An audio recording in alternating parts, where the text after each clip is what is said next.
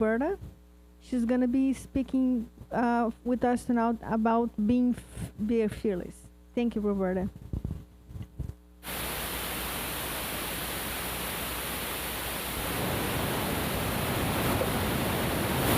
Good evening, everyone. Should I turn this off? It's making a little... Yeah, oh, good. Good. Alrighty. How's everybody doing? Good? Yeah, wonderful. Well, on the way here, because I left work, it's still making that little noise on this box right here on the left. Still a little bit. Still on, right? Should I turn it off? Or no? Good.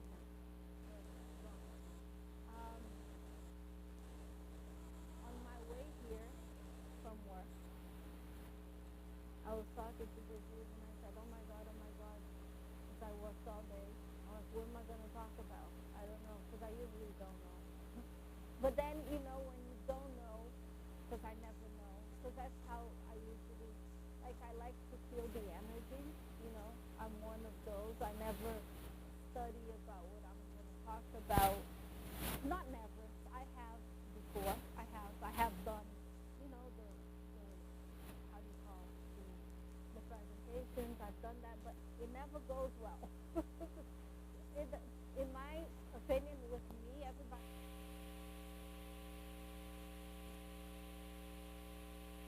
And then, I don't know, when I'm here, it just comes to me. But,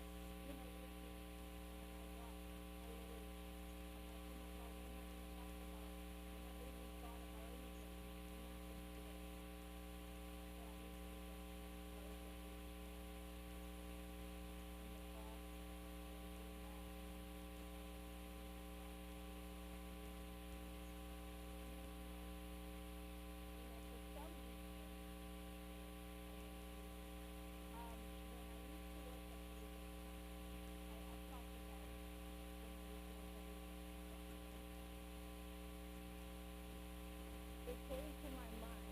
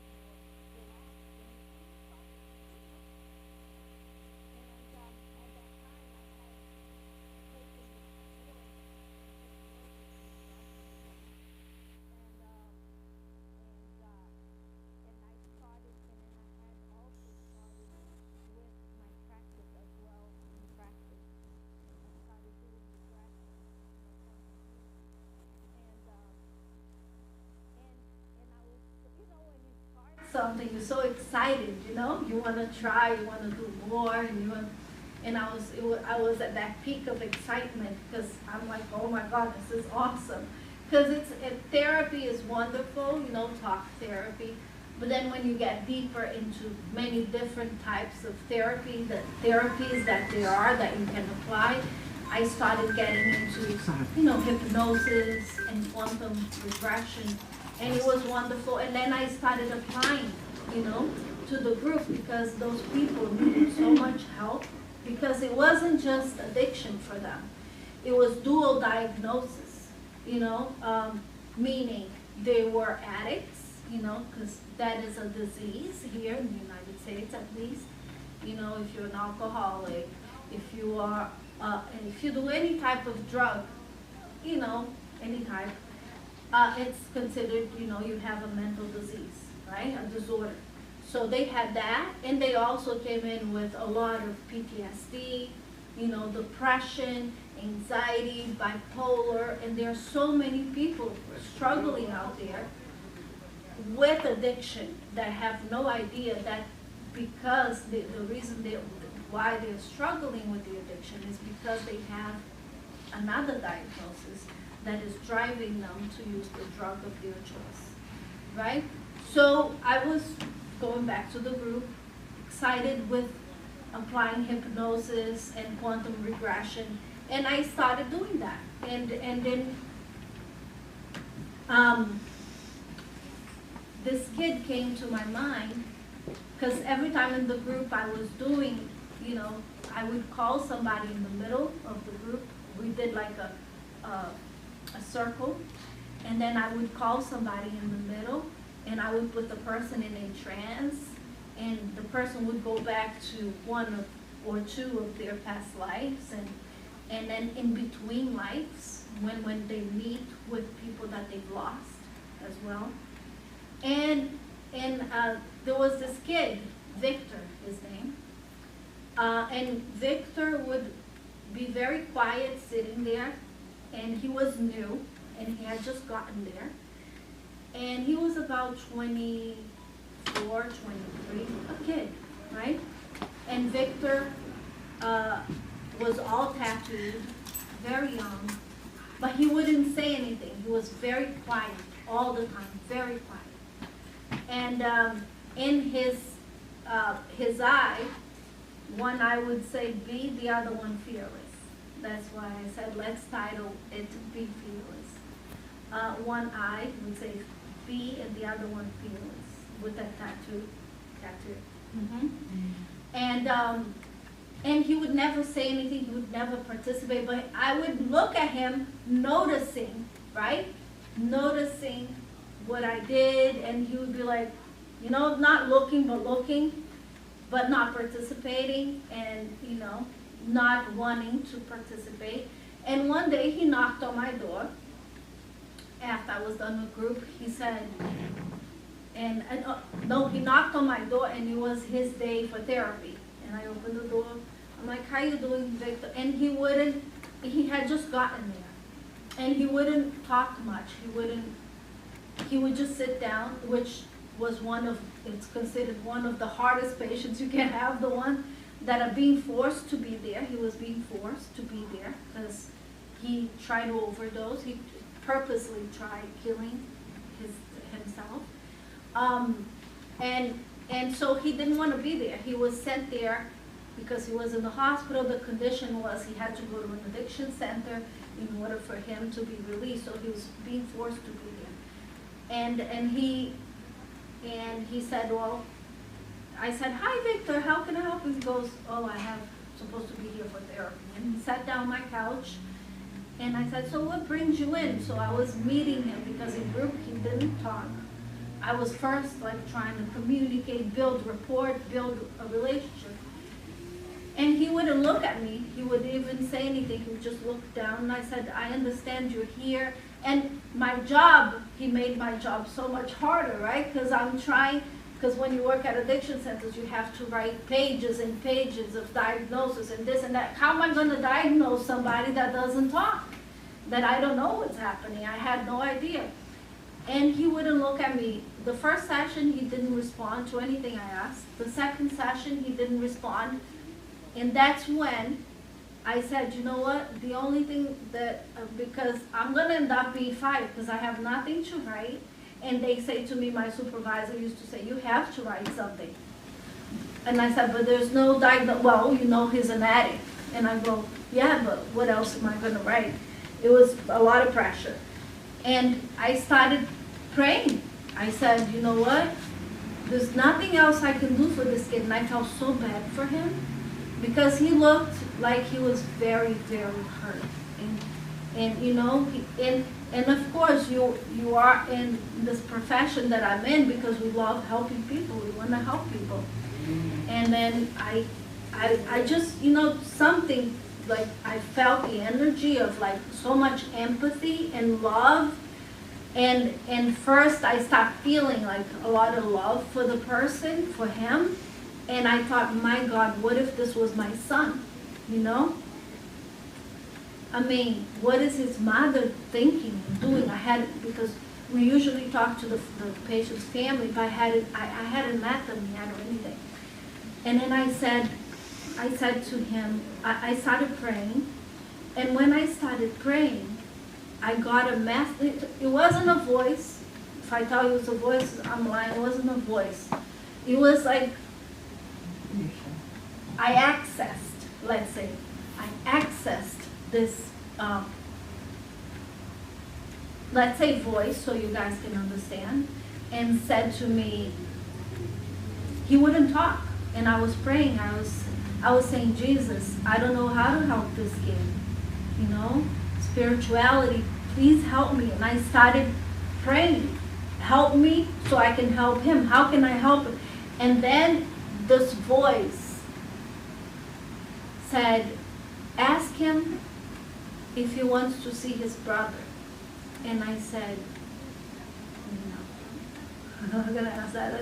I'm going crazy. And I thought it was just my mind playing tricks. I'm like, you know. And by the way, back then, I was not yet a spiritist. So, right? I was walking towards it, but I was not here yet or anywhere. Anyway, so I'm like, no. And then, and I kept praying, and the voice kept repeating, like, ask him if he wants to see his brother. Because my prayer was, how am I going to communicate with this human, with this person? How am I going to open community? There's no way. The kid didn't want to talk. And then I said, you know what? I have nothing to lose. It's just me and him here. I'm not going to lose my job over this. The kid is speechless. He doesn't talk. And if this is coming from me, I thought, right? Because I was questioning. I'm like, what is happening? I'm going crazy. I said, if it's coming from me, who cares, you know? If he says, what are you talking about? Whatever. And then I finally asked him, and I said to him, I looked at him, and I said, and he wouldn't make eye contact. I looked at him and I said, do you want to see your brother? And that was the first time he looked at me. He looked inside my eyes and he said, now. And then when he said, now, I'm like, it's a matter of seconds, right? I'm not talking about a minute. I'm not talking about 1, 2, 3, maybe 4 seconds. Then I started receiving more to tell him. And then I said, now it's not going to be possible, but do you know how to pray? I said. And he said, no, I've never prayed, ma'am. And I said, yeah, and then I started receiving. And then I said, he said, how do you know? I haven't said a word. How do you know my brother died? And I said, well, you know, you see me doing the hypnosis and stuff, you know, I just got a message. Don't think I'm crazy. He goes, no, I don't think you're crazy. And he said, you're going to teach me how to pray? And then I said, I'll teach you how to pray. I'll teach you how to pray. And then he said, you're going to do one of those things you do out there with people? I said, yes, I'm going to do that. And then I'm going to help you, and you're going to see your brother. And then he said, okay. And he was so excited. He started participating in the sessions. He started telling me his whole life, and he started telling me that his brother was his best friend. He was a year older than him, and he also overdosed, but he died. And he said, my brother was everything to me. He was my best friend. And I don't want to be here. There's no reason for me to be here. And I said, that's serious. There's a big reason. You just don't know yet. And there is a big reason why you didn't die. You know, I told him. And then finally, the day came. It was about 5, 6 sessions that I had with him. And then every day he would come in. The first question he would ask is, am I ready? You think I'm ready today? And, you know, I would be like, no, let's pray a little more. I gave him the Bible, because at addiction centers, they give us Bible to give to the kids and stuff, you know. So I gave him the Bible, And he was reading, he was all excited, he was praying, and I said, you know, I want you to pray for your brother. Just pray for him. When you think of him, you send him lots of light, lots of love, you know. And he would pray for him. And then one day, I said, he came in, and I said, you're ready. And he came in, and I put him in a trance. And this was about 9 years ago, I think. Yeah. And I put him in a trance, and he said, I'm coming down. I see this. He was one of, I'll never forget this regression, because he was one of the most beautiful regressions I've done. But it wasn't really a regression, because he didn't go back to any of his past lives. He could care less for that. He wasn't interested in that time, because he wanted to meet with his brother. So he said, I'm coming down, and I see, I'm flying. It's like I'm flying, he said. And I said, okay, where are you? And he goes, well, I see a huge green field. It's so big, and I'm coming from, like I'm flying, coming down, and I'm looking down, and there's this big dome, golden, he said, it's golden. And I said, golden. And he said, yeah, it's golden. And I'm flying, and the closer that I get to the dome, the bigger the thing gets. It's huge, he said. And he said, it's so big, and it's so big, and I'm getting smaller and smaller. And then he says, I'm landing. I'm on this huge field of grass. Everything is green, but I'm looking up. I'm in front of the door. There are 2 doors, and I'm like the size of an ant. It's so big that this is how I feel. And then he says, oh my God, there are 2 angels here, 2 angels. And I said, oh great, ask the angels, because I'm guiding him, right? He's telling me where he's at, and then I'm guiding him. I said, great, ask the angels if you can see your brother. And in matters of seconds again, he started crying. He goes, oh my God, they're not letting me in. They said I can't go in, that I can't see my brother. And then I told him, remember what I said? Remember why I taught you how to pray? This is the time we're both going to pray. And you're going to pray, and I'm going to pray. You stay calm, we're going to pray, and we are going to try. And I started praying as well, and we asked. And as he was praying, it was beautiful. He said, Roberta, there are 2 lights. He's coming out, he said. He's coming out. And I swear to God, that was the umbral. His brother was in umbral. And he said, there's 2 lights. His light is like a flash, like coming out of the door, a big light. And he said it was gray. And he was inside this light. And his light was white, and was crossing with his light. He was inside this big white tunnel, and his brother was inside this big gray tunnel. And they were crossing. And when they got together, he said, Roberta, he's on his knees. He's crying. He doesn't see me. He's just crying on his knees, crying, begging for mercy. He's crying. And I said, call him. Tell him you are there, that you are there to see him. And he called him. And his brother, the first reaction was, what are you doing here? I told you not to use. He didn't realize he was out of the place. And he goes, I told you not to use. See, I told you. Why are you here? What are you doing? He thought he was inside the Broward with him. And he said, explain to him that you're not out, that you're not in there, that he's out, that you came here to get him out. You came here to tell him that there are spirits of light all around him waiting for him, to rescue him. And back then I was not a spiritist. I had never been to a center.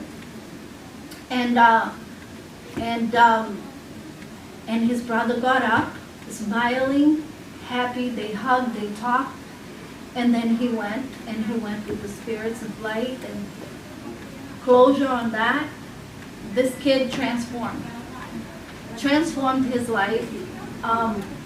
He was a different person after that. And I don't know how he's doing today, because it was many years ago, but I hope he's okay. I don't know. I have no contact. But it was one of the most beautiful experiences with regression, if we can call that, with quantum healing, I call it, that I've had.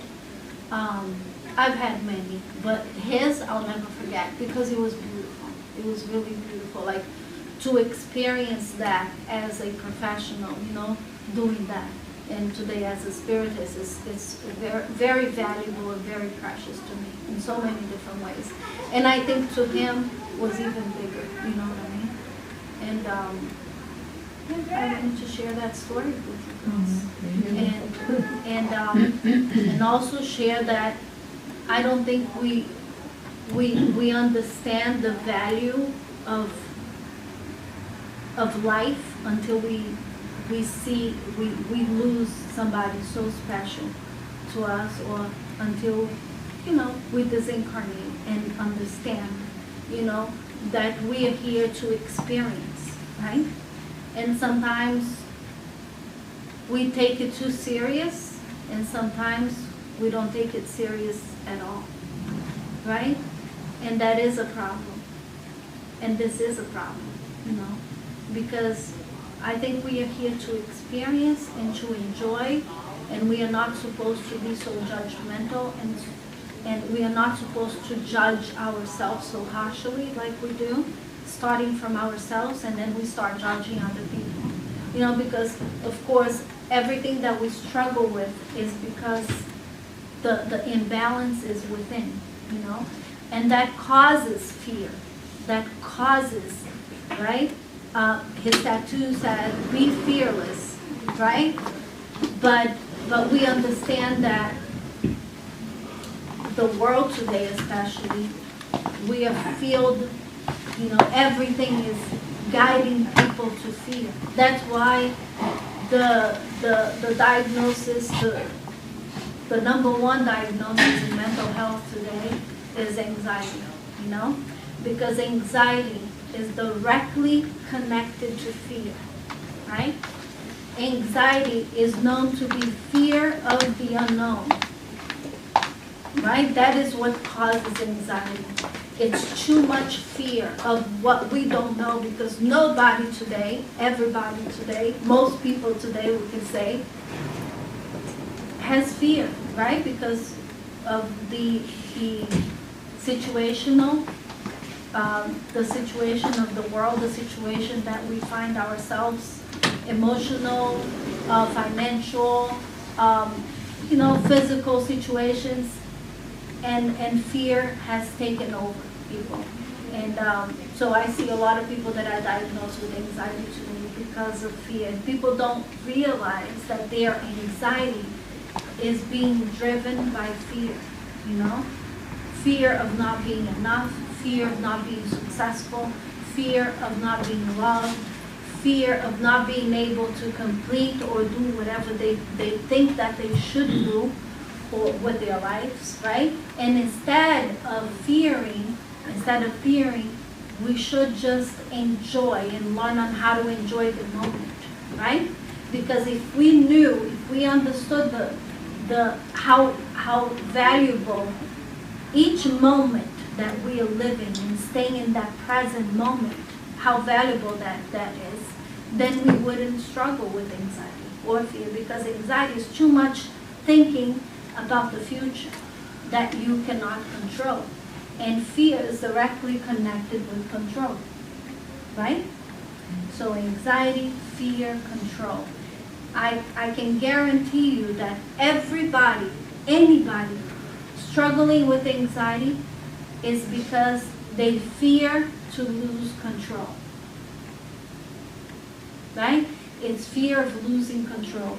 And when we have this illusion, because everything is an illusion, that we have to have control at all times of things, and that's what causes anxiety. So if we could understand that control doesn't exist, It only exists in here.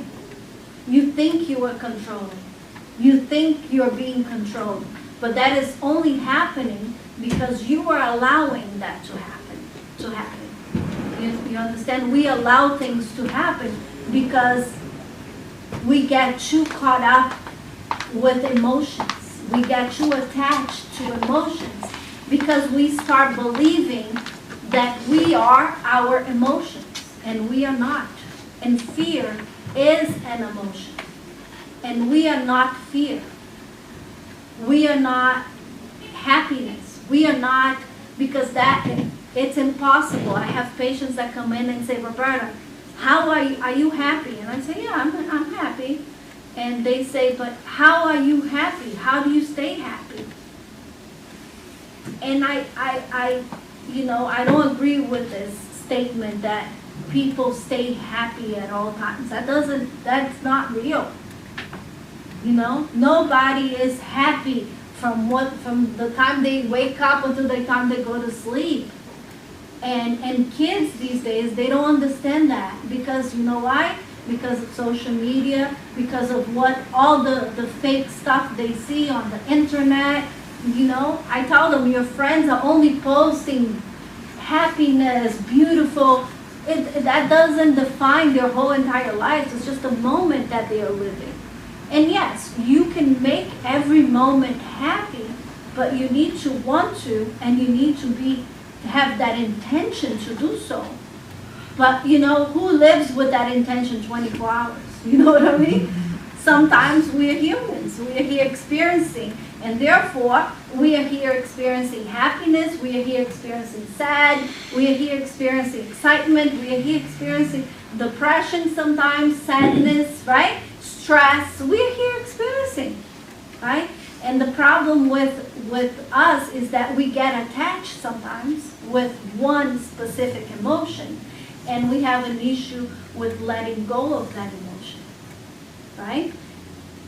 And that emotion shouldn't be called ours anyways from the beginning. And we start like carrying that little emotion like a baby. Oh, it's my baby now, because I got a patient the other day saying, well, I have antisocial personality disorder. She came to me and she said, I have antisocial, and today that's considered sociopath. We don't diagnose sociopath anymore. We don't call sociopathic.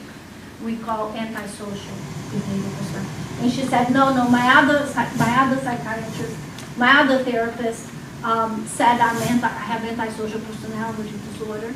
And then she was crying. She was so sad because she had that. And she was, and I'm like, wait a minute. First of all, I'm your new psychologist. I have not yet diagnosed you with that. So, and you shouldn't define yourself with your diagnosis. You're not your diagnosis. That is just so a diagnosis is only so other professionals can understand what's happening to you. It's not for you to get that and define all the symptoms of that and say, no, I have this, all of that, and now I feel horrible and bad for myself because I'm this. You're not that. That's just, the diagnosis that they gave you to define whatever you described to the doctor. Like, you go, you have a cold, I have a sore throat, I have fever. That's the diagnosis. Now you have a cold, you have the flu, or you have a sore, whatever. It's a diagnosis. That doesn't mean it's you, right? So we need to start detaching ourselves from all these, all the fear that the world is causing us to have, because the more we fear, the more control we want, and the more stressors we cause into our lives and everybody around us, right? And I wanted to I know we have to go, but I wanted to just leave this story here of Victor and share with you guys, because I thought that was beautiful. When I was sitting there, it came to my mind, and I wanna thank his brother and keep him in my prayers, and and hope he's doing so much better, and I know he is. Thank you all for sharing, and let's have no fear and no anxiety, and let's stop wanting to control everything around us, including ourselves, because that is just an illusion. And if we can stop controlling and trying to control everything, we'll live in so much more peace and find more happiness. Staying in the present moment is what our goal number one should be. And how do we do that? Meditation. Mindfulness. Mindfulness is when you use your five senses: smell, touch, taste, your sight, right? You use, for you to bring yourself back to the present moment, when you're fearful, when you think you're losing control, when you think everything is gone, everything is lost, you came to the end, you bring yourself to the present moment. Do tapping. Have you heard of tapping? Mm-hmm. Tapping techniques, right? Breathing techniques. It will bring you to the present moment. If you can smell something beautiful, if you can look at something beautiful using your sight, if you can feel using touch, right? Brings you back to the present moment. Anytime your mind is wandering, you can say, you can bring awareness to yourself and say, Roberta, wait a minute. That is not where you want to be. You want to be here in the present moment, because the present moment is all we have. That's why it's called present. Right? Mm-hmm. Thank you, guys. Thank you so much. Thank you.